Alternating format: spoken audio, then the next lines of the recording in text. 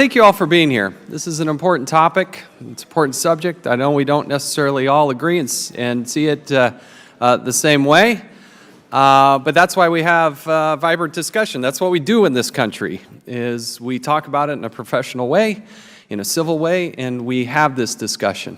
And so I want to thank the witnesses. We have done something that's unprecedented, and the number of witnesses that the Democrats have asked for are all here. We have a rather large and distinguished panel. We're going to have a good and vibrant discussion. I did notice when we came in that there were a number of, at least a few signs and whatnot. We're responsible to keep the rules and decorum. If you want to show off those signs and wave them and do all you want, you can do that right now. But as we get going during the hearing, I would ask that you please refrain from doing so.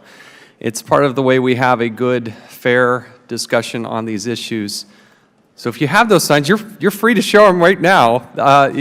Wave them all you want, but to do so during the hearing while somebody's speaking is not the level of respect that we would ask from everybody on both sides of this important issue. So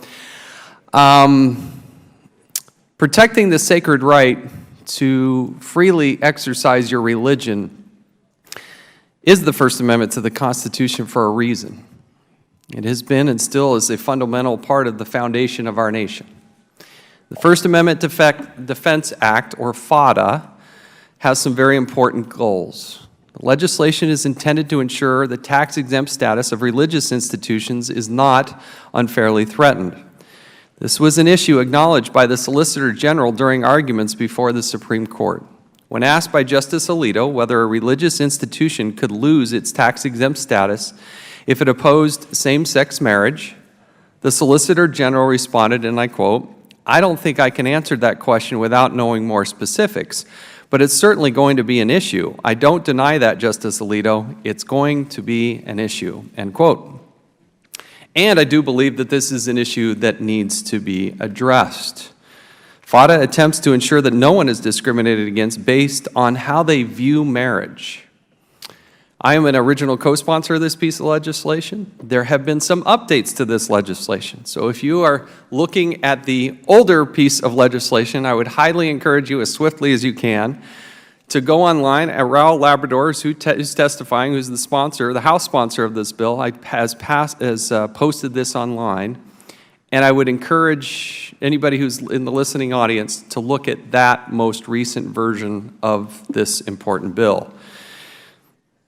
I recognize the sensitive nature of this, the emotion that's attached to it, but I hope that today doesn't divide into too much of a politically charged discussion about what divides us, but just, it's important for me, my vantage point, just because you're for one thing doesn't mean you're against another thing.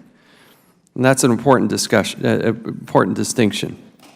It is also important to me that we have the right to freely exercise religion. Religion is part of the foundation of this nation. Religion is part of what so many Americans believe in, but it's their choice to believe in it. Does not mean I want to hurt or strip somebody else of their rights, their pursuit of happiness.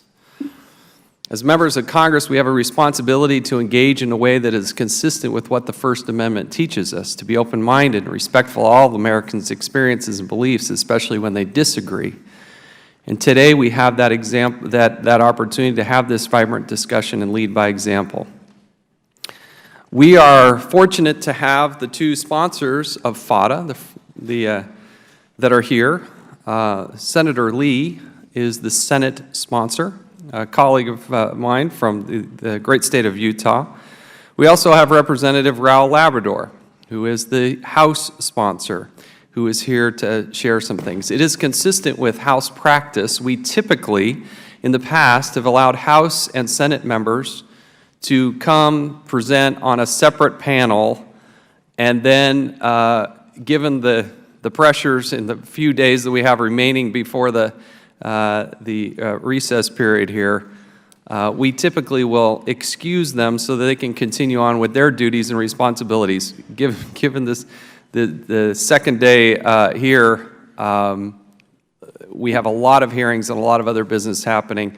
So we're going to ask them that they give their opening statements, then we will excuse them, but we will continue with the rest of the panel for their opening statements and their questions along the way.